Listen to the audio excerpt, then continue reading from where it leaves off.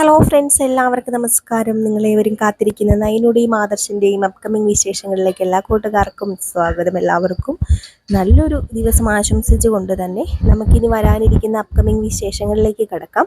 അതിനു മുമ്പായിട്ട് ആരെങ്കിലും നമ്മുടെ ഈ ചാനൽ ആദ്യമായിട്ട് കാണുന്നുണ്ടെങ്കിൽ ഇതുവരെ സബ്സ്ക്രൈബ് ഒന്നും ചെയ്തു വെച്ചിട്ടില്ലെങ്കിൽ തീർച്ചയായിട്ടും ഒന്ന് സബ്സ്ക്രൈബ് ചെയ്തു വെച്ചോളൂ കേട്ടോ. അതിനോടൊപ്പം മാക്സിമം എല്ലാവരും നമ്മുടെ വീഡിയോ ഇഷ്ടപ്പെടുകയാണെങ്കിൽ ഒരു ലൈക്ക് അടിച്ചിട്ട് പോകാവുള്ളേ. അപ്പോൾ നമുക്ക് നേരെ അപ്കമിങ് വിശേഷങ്ങളിലേക്ക് കിടക്കാം. അങ്ങനെ നമ്മുടെ നയനയും ആദർശും ദേവയാനിയും ഒന്നിച്ച ആ ഒരു സീനുകളൊക്കെ ആയിരുന്നു കഴിഞ്ഞ ദിവസം ഞാൻ പറഞ്ഞിരുന്നത്. ആദ്യമൊക്കെ ആദർശിന് നമ്മുടെ നയനയോട് ദേഷ്യം ഉണ്ടായിരുന്നു. നയന പ്രായച്ചിത്തക്കാവിൽ പോയി ഏറ്റുപറയുകയും നയനെ ഒരു ദിവസം കാണാതാവുകയും ഒക്കെ ചെയ്തു. പരവശപ്പെട്ട് നമ്മുടെ ആദർശ് ഓടി നടക്കുകയൊക്കെ ഉണ്ടായി. പക്ഷേ എന്ത് ചെയ്യാനാണ്, നമ്മുടെ ദേവയാനി ആദർശിനെ എല്ലാം പറഞ്ഞ് മനസ്സിലാക്കിപ്പിച്ചു. ഞാനാണ് കുറ്റക്കാരി, ഞാനാണ് പറഞ്ഞത് ഈ കാര്യമൊന്നും പറയരുത് എന്ന്, അതുകൊണ്ടാണ് നയന നിന്നോടൊന്നും പറയാതിരുന്നത് എന്നൊക്കെ പറഞ്ഞു. പിന്നെ ഒരു നിമിഷം നമ്മുടെ നയനയെ കാണാതിരുന്നിട്ടുണ്ടെങ്കിൽ സഹിക്കുമോ ആദർശ് സഹിക്കില്ല. ആദർശ് അതുകൊണ്ട് തന്നെ വളരെയധികം കഷ്ടപ്പെട്ടു. ആ ഒരു ദിവസം നയനയുടെ വില എന്തെന്നറിഞ്ഞു. ഇതിന് ഇടയിൽ നമ്മുടെ മൂർത്തി മുത്തച്ഛൻ ഒരു സത്യം കണ്ടുപിടിച്ചിരുന്നു. അത് വേറെ ഒന്നുമല്ല, അനാമിക ആരാണെന്നും വേണു ആരാണെന്നും വേണു ഒരു വെറും ക്രിമിനൽ ആണെന്നും അനാമിക കുറേ കല്യാണ തട്ടിപ്പുകളും ഒക്കെ ആയിട്ട് നടക്കുന്ന ഒരു പെണ്ണാണെന്നും ഒക്കെ കണ്ടുപിടിച്ചിരുന്നു. അത് പക്ഷേ അനന്തപുരി തറവാട്ടിലെ ആരോടും പറഞ്ഞില്ല. എങ്ങനെയെങ്കിലും നമ്മുടെ അനാമികയെ വീട്ടിൽ നിന്ന് ഇറക്കണം, അനന്തപുരി തറവാട്ടിൽ നിന്ന് ഇറക്കണം എന്ന ലക്ഷ്യം തന്നെയാണ് ഇപ്പം മൂർത്തി മുത്തച്ഛനുള്ളത്. അതുകൊണ്ട് മൂർത്തി മുത്തച്ഛൻ ഒരു കാര്യം തീരുമാനിച്ചിരിക്കുകയാണ്.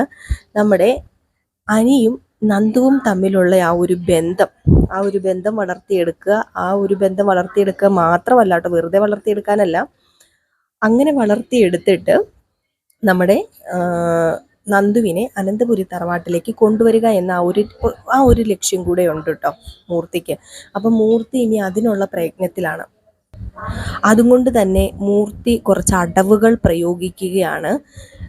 ഡയറക്റ്റായിട്ട് അനാമികയോട് സത്യങ്ങളൊക്കെ ഒറ്റയടിക്ക് പറഞ്ഞു കഴിഞ്ഞിട്ടുണ്ടെങ്കിൽ ഇവളുടെ ഈ ഒരു ഇടപാട് ഓൾറെഡി, അതായത് ഫുള്ളായിട്ട് നിർത്താൻ പറ്റില്ല. അതായത് എങ്ങനെയെങ്കിലും അനാമിക ഇനി ഒരു ആണുങ്ങളെയും ചതിക്കരുത്, ഒരു കുടുംബത്തിലും ഇങ്ങനെ കയറി കളിക്കരുത്.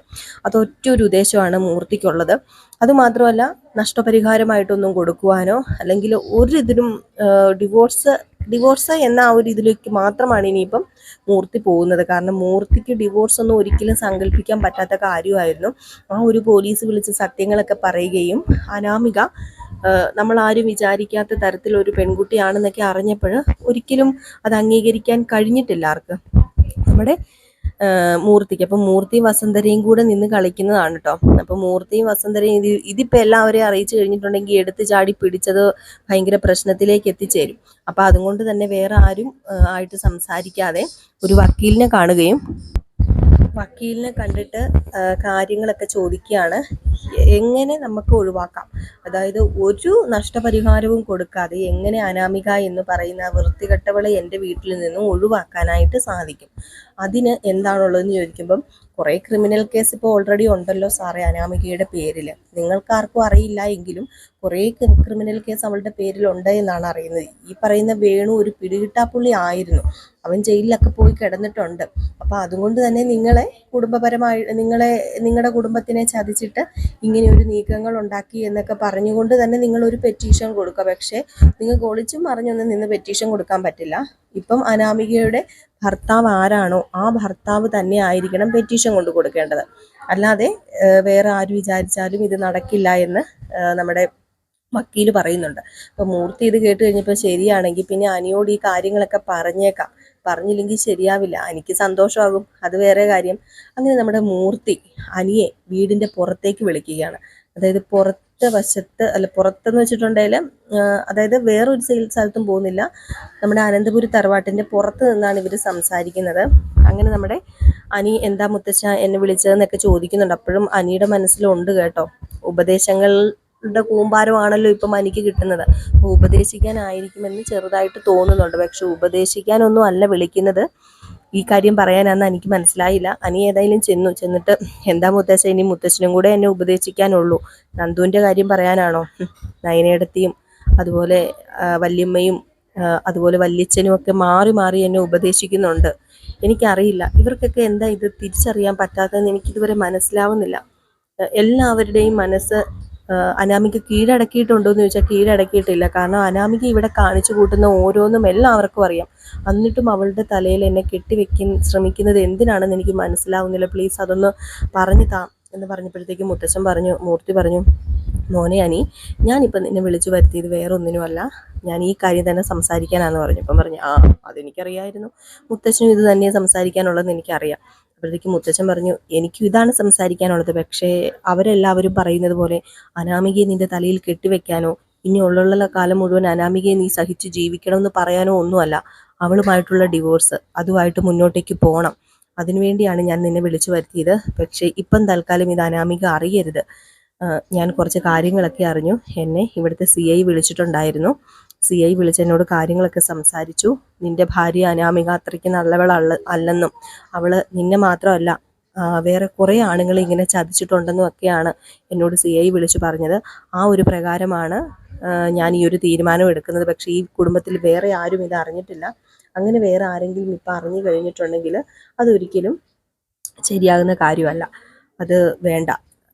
ഒന്നാമത് പ്രത്യേകിച്ച് നിൻ്റെ അമ്മയുടെ കാര്യം അറിയാമല്ലോ. നിൻ്റെ അമ്മ ഇതിനൊന്നും സമ്മതിക്കത്തുമില്ല. അനാമിക ഏതോ വലിയ ആളാന്നൊക്കെ പറഞ്ഞുകൊണ്ടിരിക്കുകയാണ്. അപ്പം അതുകൊണ്ട് എല്ലാ തെളിവും പ്രൂഫും ഒക്കെ ഹാജരാക്കിയതിന് ശേഷം, ഒരു വക്കീലിനെ കണ്ടെല്ലാം തീരുമാനമെടുത്തതിന് ശേഷം മാത്രം മതി എന്നിങ്ങനെ മുത്തശ്ശൻ പറയാം. അപ്പം ഇത് നമ്മുടെ ജലജ മാറി നിന്ന് കാണുന്നുണ്ട് കേട്ടോ. അനിയും മൂർത്തി മുത്തശ്ശനും കൂടി ഇങ്ങനെ സംസാരിക്കുന്നത്. അപ്പം ജലജ ഇത് മാറി നിന്ന് കാണുന്നുണ്ട്. അപ്പം ജലജ ഇത് എന്തു പറ്റി? എൻ്റെ ഈശ്വര, 3 ബ്രാഞ്ച് അവനെ ഏൽപ്പിച്ചു, ഇനി ബാക്കിയെല്ലാം കൂടെ അവനെ ഏൽപ്പിക്കാനുള്ള തത്രപ്പാടാണോ? ആദർശം അനിയും കൂടെ എല്ലാം കൊണ്ടുപോയി കഴിഞ്ഞിട്ടുണ്ടെങ്കിൽ എൻ്റെ മകനൊന്നും ഉണ്ടാവില്ലല്ലോ എൻ്റെ ഈശ്വര എന്നൊക്കെ പറഞ്ഞുകൊണ്ട് ഇങ്ങനെ ജലജ നേരെ അഭിയുടെ അടുത്തേക്ക് ചെന്നിട്ട് അഭിയോട് പറയാണ്, അത് പിന്നെ നീ ഇവിടെ നിന്നോടാ മിടുങ്ങസിയാന്നും പറഞ്ഞുകൊണ്ട്. നീ നിൻ്റെ ഭാര്യനെ സ്നേഹിച്ച് നീ ഇടയ്ക്ക് നിൻ്റെ ഭാര്യയുടെ അടുത്ത് പോയി നീ ഇങ്ങനെ നിന്നോ? നിനക്കത് മാത്രമേ പറഞ്ഞിട്ടുള്ളൂ. എനിക്ക് നിന്നോടൊരു കാര്യം പറയാനുള്ളത്, നീ ഇങ്ങനെ മിളുങ്ങസിയാന്ന് പറഞ്ഞ് നിന്ന് കഴിഞ്ഞിട്ടുണ്ടെങ്കിൽ നിനക്കൊന്നും കിട്ടാൻ പോകുന്നില്ല. നീ നിൻ്റെ ഭാര്യയുടെ വീട്ടിലും പുറകിലൊക്കെ കയറി നടക്കുന്നത് എന്തിനാ വെറുതെ? നീ എന്തെങ്കിലും ഒരു തീരുമാനം എടുക്കാൻ നോക്ക്, എന്തെങ്കിലും ഒരു സൊല്യൂഷൻ കണ്ടുപിടിക്കുക എന്നൊക്കെ പറയാം. അപ്പോൾ ഇത് കേട്ട് കഴിഞ്ഞപ്പോഴത്തേക്ക് അഭി പറഞ്ഞു, എന്ത് സൊല്യൂഷൻ കണ്ടുപിടിക്കാനാ എൻ്റെ പൊന്നമ്മേ, ഞാനിപ്പോൾ ഏത് ഇതിലൂടെയാണ് സഞ്ചരിക്കുന്നതെന്ന് എനിക്ക് മാത്രമേ അറിയത്തുള്ളൂ. കാരണം അത്രമാത്രം ടെൻഷനുണ്ട് എനിക്ക്. നിനക്ക് എന്ത് ടെൻഷനാണോ ഉള്ളത്? ഇതിന് മാത്രം ടെൻഷൻ അടിക്കിയിട്ടുണ്ടെങ്കിൽ നീ എന്നെ വേറെ പോയി കല്യാണം കഴിച്ചോ എന്നിങ്ങനെ പെട്ടെന്ന് ചോദിക്കുക. അതിലെന്താ, നിനക്ക് വല്ല കുട്ടികളും മക്കളും ഉണ്ടായോ എന്നിങ്ങനെ ചോദിച്ചപ്പോഴത്തേക്കും നമ്മുടെ അഭി ഒന്നും മിണ്ടുന്നില്ല. അഭിക്കൊന്നും മിണ്ടാൻ പറ്റുന്നില്ല. അഭി എങ്ങനെ മിണ്ടും? അഭിക്ക് മിണ്ടാൻ പറ്റുമോ? അഭി പറഞ്ഞു, അത് പിന്നെ അമ്മയോട് ഇപ്പോൾ ഒന്നും പറഞ്ഞാൽ മനസ്സിലാവില്ല. എനിക്കിപ്പോൾ ഏതായാലും നവ്യനെ എൻ്റെ അടുത്ത് നിർത്തിയേ പറ്റൂ. അവൾ ഇല്ലെങ്കിൽ ശരിയാവില്ല. അവളിപ്പോൾ എൻ്റെ അടുത്ത് വേണം. അവൾ എൻ്റെ അടുത്തുണ്ടെങ്കിലേ എനിക്കിപ്പോൾ കാര്യങ്ങളൊക്കെ മുന്നോട്ടേക്ക് പോകത്തുള്ളൂ. ഇല്ലെങ്കിൽ ഇത് അമ്മയ്ക്കും വലിയ പ്രശ്നമാവും എന്നൊക്കെ പറയുന്നുണ്ട് കേട്ടോ. അപ്പോൾ ഇതൊക്കെ കഴിഞ്ഞിട്ട് നമ്മുടെ ദേവയാനിയുടെ അല്ല, ജലജയുടെ ഭർത്താവ് വരുന്ന കുറച്ച് സീനുകളൊക്കെ ഉണ്ട്. അപ്പോൾ അതൊക്കെ ഞാൻ പണ്ട് നിങ്ങളോട് പറഞ്ഞിരുന്നു.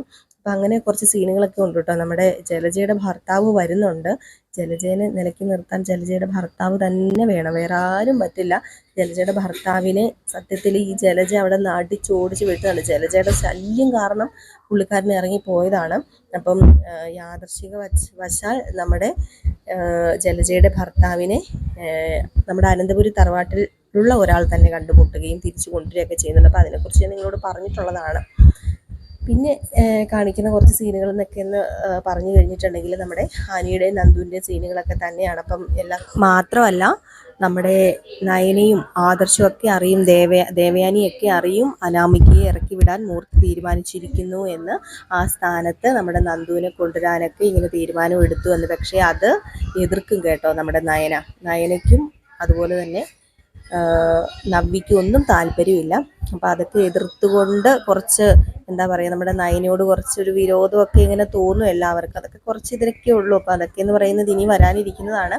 ഞാൻ പറഞ്ഞതിൻ്റെ കൂട്ടത്തിൽ അങ്ങ് പറഞ്ഞാണ് കേട്ടോ. അപ്പോൾ ഇത് ഇന്നും നാളെയും വരാനിരിക്കുന്ന വിശേഷമാണ് ഞാനിപ്പോൾ പറഞ്ഞത്. ഇനി ഫുൾ വിശേഷമൊക്കെ ഞാൻ പറഞ്ഞല്ലോ, മെയിൻ ചാനലിൽ ഇട്ടിട്ടുണ്ട്. ഇന്നത്തെ വിശേഷം നമ്മൾക്ക് മെയിൻ ചാനലിൽ ഇടാൻ പറ്റിയിട്ടില്ല. ഞാനിപ്പോൾ ഹോസ്പിറ്റലിലാണുള്ളത്. മോനുമായിട്ട് ഇവിടെ ഹോസ്പിറ്റലിൽ അഡ്മിറ്റാണ് കേട്ടോ. അപ്പോൾ അതുകൊണ്ടാണ് വീഡിയോസൊക്കെ നമുക്ക് കണ്ടിന്യൂസ്ലി ഇടാൻ പറ്റാത്തത്. അപ്പം കഴിഞ്ഞ ദിവസം ഇന്നലെ നമ്മൾ ഇട്ടിട്ടുണ്ടായിരുന്നു വീഡിയോസൊക്കെ. പക്ഷേ നമ്മുടെ റിയൽ സ്റ്റോറിക്കകത്തും റിയൽ സ്റ്റോറി ന്യൂവിനകത്തൊന്നും കഥ വന്നിട്ടില്ലായിരുന്നു. ഗൗതമിൻ്റെയും നന്ദയുടെയും കഥയും കോമതിയുടെയും ബാലൻ്റെയും കഥയും ഒന്നും വന്നിട്ടില്ലായിരുന്നു. ഹോസ്പിറ്റലിനാണുള്ളത്. അപ്പോൾ അതുകൊണ്ടാണ് കേട്ടോ. അപ്പം ഞാൻ ആ ഒരു ഇതിൽ അഡ്ജസ്റ്റ് വെച്ചൊക്കെയാണ് കഥ ഇടുന്നത്. അപ്പം ശബ്ദത്തിനൊക്കെ എന്തെങ്കിലും വേരിയേഷനൊക്കെ ഉണ്ടെങ്കിൽ, വേരിയേഷനൊക്കെ ഉണ്ടെങ്കിൽ എല്ലാവരും ഒന്ന് ക്ഷമിച്ചേക്കണം കേട്ടോ. അപ്പോൾ എല്ലാവരും കാത്തിരിക്കുക. അടുത്ത വിശേഷവുമായിട്ട് കാണാം. അതുവരെ ടാറ്റാ, ബൈ ബൈ.